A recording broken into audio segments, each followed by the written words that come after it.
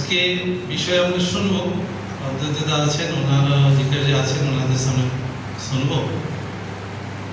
আমি একটু কাজের জন্য বাইরে বেরিয়ে যেতে হবে। শুরুতে কিছু বলার জন্য আগ্রহ করেছেন, সেজন্য 2-3 মিনিট কিছু বিষয় খালি রাখছি। উনি বাবা সাহেব আম্বেদকরের বাবার যে নাম আমরা জানি, রামজি সতপাল। তো বাবার যে নাম, ওদিকে পশ্চিম ভারতে নামার বাবার সঙ্গে তার নিজের নাম থাকে। বাবার নাম তো এটা ছিল, এমনি মায়ের নাম ভীমাবাই। তো সেই সূত্রধরে ভীমরাও এবং বাবার নাম যে রামজি, সেই রামজি সেখানে নাম রাখা হয়েছে, ভীমরাও রামজি আম্বেদকর। এমনি এক উপাধি, বিদ্যালয়ের উপাধি আমরা জানি, উপাধি বিশেষ করে ওনার যে শিক্ষাগুরু, তার নাম কেশব কৃষ্ণজি আম্বেদকর। সেই আম্বেদকর নামে উনি উপাধিতে ভূষিত হন, তার জন্য আমরা আম্বেদকরজি বলে আমরা ওনাকে ডাকি। সেই সময়কার যে পরিস্থিতি, মধ্যযুগীর যে বর্বরতার পরে আমাদের সমাজের মধ্যে ভেদাভেদ এ সমস্ত কিছু তৈরি হয়েছিল, আমাদের সংস্কৃতি এক, পরম্পরা এক, তা সত্ত্বেও সমাজের মধ্যে নানা রকম ভেদাভেদ সৃষ্টি হয়।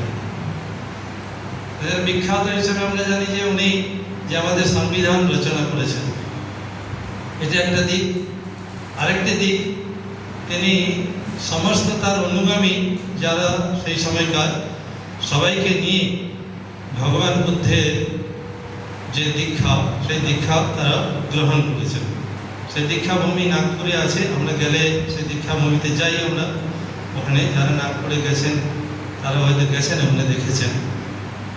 একটা দিক যেমন এই সংবিধান রচনা করেছেন, সংবিধানের মধ্যে আমাদের যে ভেদাভেদের জন্য আর্থিক সামাজিক দিক থেকে যে পিছিয়ে পড়ে যে সমাজ, তাদের জন্য তিনি 10 বছরের একটা নির্দিষ্ট সীমা তৈরি করেছিলেন, যের মধ্যে সমাজকে এক সাম্যতায় নিয়ে আসতে হবে, উঠে নিয়ে আসতে হবে। এই যে উঁচু নিচু যে নিচু যে এই ধরনের ভাবনা আছে, সেখান থেকে সেটাকে দূর করে সবাই সমান, আমরা একই পরম্পরা, একই সংস্কৃতির, একই পূর্বজ, আমরা বলি বসুধৈব কুটুম্বকম, সমস্ত কিছু বলি। তো সেই ভাবনাতে সম্পূর্ণ সমাজকে উঠিয়ে নিয়ে আসা, যে কোনো কারণেই হোক, সেটা দুর্লক্ষ্য হওয়ার কারণে এখনো পর্যন্ত সেই জিনিস আমাদেরকে দেখছি আমাদের মধ্যে বিরাজ করছে। তো সংবিধানে ওটা সবাই সাম্যতা, সবাইকে এক সমান জায়গায় নিয়ে আসার জন্য এটা করেছেন। ওই সময়কার যে পরিস্থিতি হয়েছিল, ওনাকে মুসলিম, খ্রিস্টান তারা অনেক প্রয়াস করেছিল যে তুমি মুসলমান হয়ে যাও, খ্রিস্টানরা চেষ্টা করেছিল খ্রিস্টান হয়ে যাও। কিন্তু তিনি এই দেশের প্রতি যে তার যে শ্রদ্ধা, ভক্তি, যা কিছু, সেটা পরম্পরা সব কিছু তিনি মানতেন।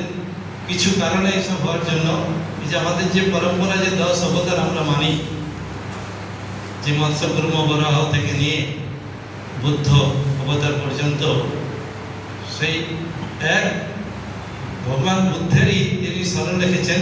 বৈদেশিক কোনো বিচারকে তিনি গ্রহণ করেনি, ভারতীয় বিচারের মধ্যে তিনি সম্পূর্ণ সমাজকে রেখেছেন, যাতে ইসলাম খ্রিস্টানদের যে চক্রান্ত ছিল, যে ভারতীয় এই সমাজকে নিয়ে তারা পররাষ্ট্রীয় রাষ্ট্রবিরোধী তৈরি করে তোলা, সেটা আম্বেদকরজি সেটা করতে দেননি। সম্পূর্ণ সমাজকে তিনি রক্ষা করে দিয়েছেন, বাঁচিয়ে দিয়েছেন সেই সময়। এই দুটো দিক বিশেষ করে আমার কাছে মুখ্য দিক, যে একটা সমাজকে কিভাবে ভারতীয় হিসাবে জুড়ে রাখা, আর দ্বিতীয় সমাজকে এক সমান জায়গায় নিয়ে আসার জন্য যে সংবিধান রচনা, এই কাজ তিনি করেছেন। সেজন্য আজকে এটুকু বলেই আমি আমার বিষয় এখানে সবাইকে আবার নমস্কার জানিয়ে আমার বিষয় শেষ করছি।